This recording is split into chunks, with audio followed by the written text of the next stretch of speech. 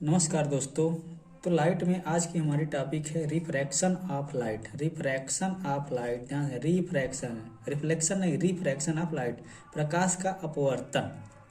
तो आइए हम इसको समझते हैं। जब भी लाइट रे, कोई भी लाइट रे, मान लो इधर से कहीं से आ रही है, लाइट संदेश से आ रही है, सीधे जाती है। हमने प्रॉपर्टी पढ़ा था कि लाइट रे सीधे चलती है, लेकिन इसके बीच में अगर कोई अलग चीज़, मान लो शीशा रख दिया, कुछ चीज़ पड़ जाती है जो ट्रांसपेरेंट हो, जिसके आर पार लाइट हो सकती है, तो क्या होती है, ये मान लो ऐसे सीधे जाती है, सॉरी सीधी लाइन बन रही है, तो सीधे ना जाके हल्का अपने मार्ग से विचलित हो जाती है, ऐसे हो जाती है। ठीक, ये मान लो नॉर्मल है, तो ये मार्ग से अपने विचलित हो जाती है। यही प्रॉपर्टी क्या कहलाती है, रिफ्रैक्शन।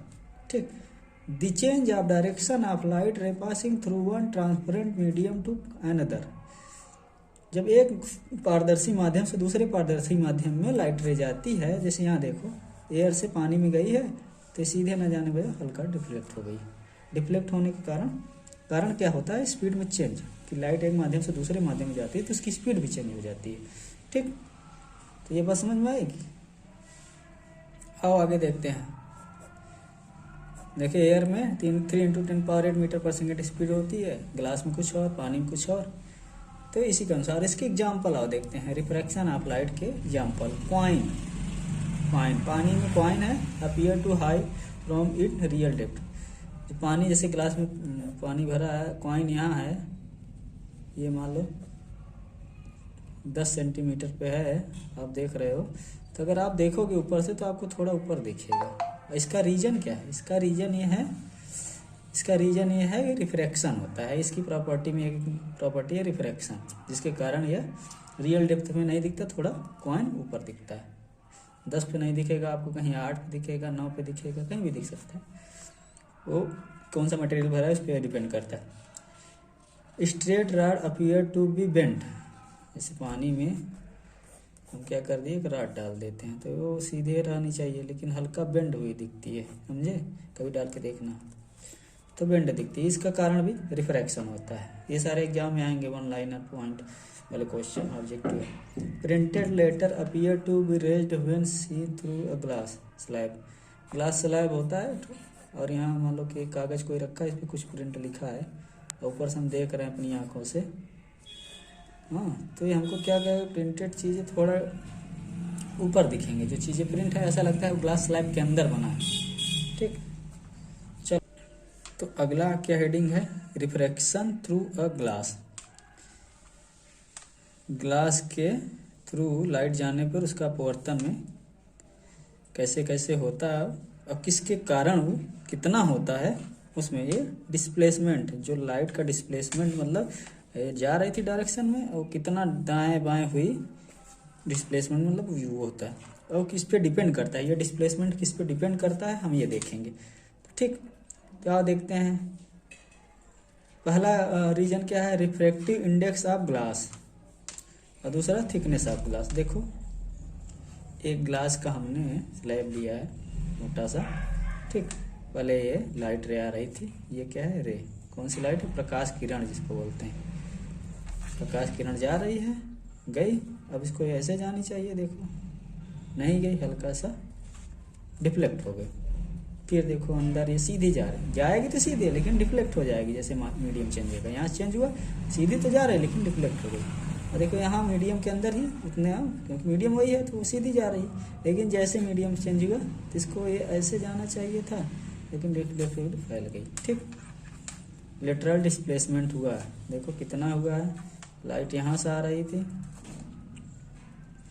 यहाँ से निकली, लेकिन देखो कितना डिस्प्लेसमेंट हुआ। अगर कुछ ना होता तो ऐसे लाइट जाती, कितना डिस्प्लेसमेंट हुआ। लेटरल मतलब दायां बाएं, हमारे डायरेक्शन के, आँख के डायरेक्शन के दाएं बाएं कितना।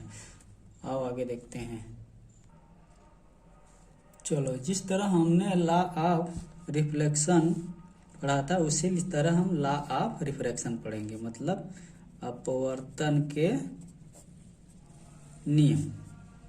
ठीक, आओ देखते हैं अपवर्तन के नियम में। The incident ray, the reflected ray and normal to the interface of two transparent medium at the point of incident all lie on same plane. क्या लिखा है, पढ़ गए, हमको भी नहीं समझ में आया, आपको भी नहीं, हमको समझ में आया भाई, आपको ना आ सकता है। तो इसके लिए एक चीज देखते हैं क्या लिखा है, हम देखते हैं। ठीक, इंसिडेंट रे मतलब इंसिडेंट रे, ठीक, ये इंसिडेंट है मतलब वो पड़ रही है। ठीक, रिफ्लेक्टेड रे, ये रिफ्लेक्टेड रे है। ठीक, एंड नॉर्मल, ये जो नॉर्मल खींचते हैं इमेजिनरी लाइन होती है, ये रिफ्लेक्ट कैसे, ये नॉर्मल है। एंड नॉर्मल इंसिडेंट रे, ये रिफ्लेक्टेड रे है, और नॉर्मल ऑफ टू ट्रांसपेरेंट, ये दोनों ट्रांसपेरेंट भाई, ये वाला मीडियम, ये मान लो हवा है, पानी कुछ भी हो सकता है, एयर और glass, two transparent medium at the point of incident are lie on same plane. और ये पॉइंट ऑफ इंसिडेंट है, ये क्या है, पॉइंट ऑफ इंसिडेंट, ये सब क्या है, ये एक ही तल में है, सब क्या है मैं, एक ही तल में, ऐसा नहीं है कि किसी और डायरेक्शन में होंगे, सब एक ही तल में है, सेम प्लेन में है। सेम प्लेन मतलब सेम पेपर पे बन जा रहा है, प्लेन का मतलब ये होता है, ऐसा नहीं कि हम इस डायरेक्शन में आगे पीछे जाएंगे, सॉरी कैमरा हिल गया, ऐसा नहीं कि ऐसे ऊपर नीचे डायरेक्शन में जाएगा, अगर ऐसे जा रही तो इसी प्लेन में सारा काम हो जा रहा है। ठीक, दूसरा लॉ क्या है, स्नेल का लॉ होता है, इसे स्नेल का लॉ बोलते हैं, याद रखना जरूरी है, नहीं तो कोई ज़रूरी भी नहीं है इतना, लेकिन जान लीजिए। दूसरा लॉ है, the ratio of sine of angle of incident to the sign of angle reflection is constant for a light given color, एक ही कलर के लिए, and for a given pair of medium, एक माध्यम, दो माध्यम हो, वो चाहे पानी हो ग्लास हो, ग्लास हो पानी हो, एयर हो ग्लास हो, एयर हो पानी हो, कुछ भी हो, उसमें इंसिडेंट एंगल, ये कौन सा एंगल है, आई क्या है, इंसिडेंट एंगल, आर क्या है, रिफ्लेक्टेड एंगल, दोनों का रेशियो जो है कांस्टेंट होता है, दोनों का रेशियो क्या होता है, कांस्टेंट। ठीक,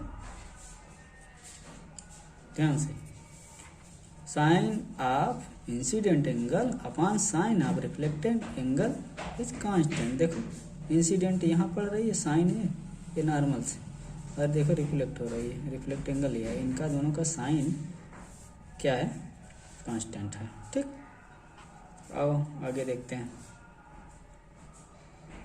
reflective index, refractive index, reflective नहीं, रिफ्रैक्टिव इंडेक्स, अपवर्तनांक जिसको बोलते हैं, इसे यहाँ से डिनोट करते हैं।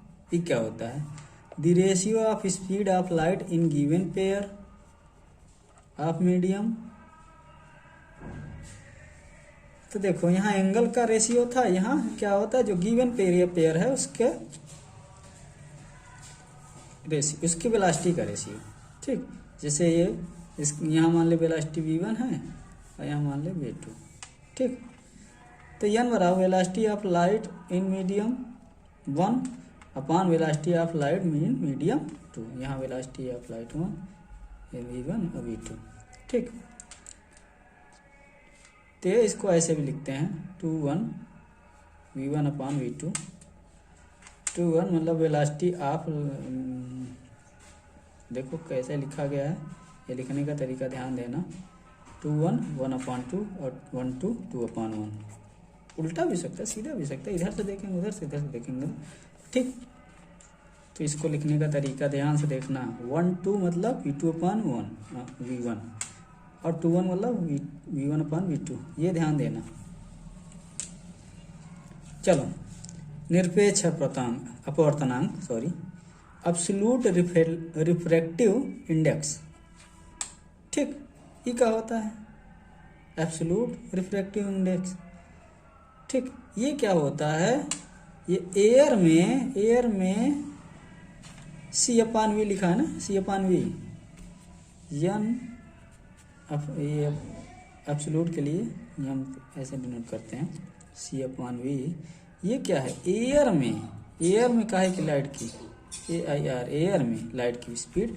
और फिर मीडियम में, कोई भी मीडियम हो, हवा हो, पानी हो, जल हो, सॉरी हवा नहीं, हवा को छोड़ के, हवा तो यही है, पानी हो, ग्लास हो, कुछ भी, तेल हो, ऑयल हो, तो उसमें उसका रेशियो होता है निरपेक्ष अपवर्तनांक।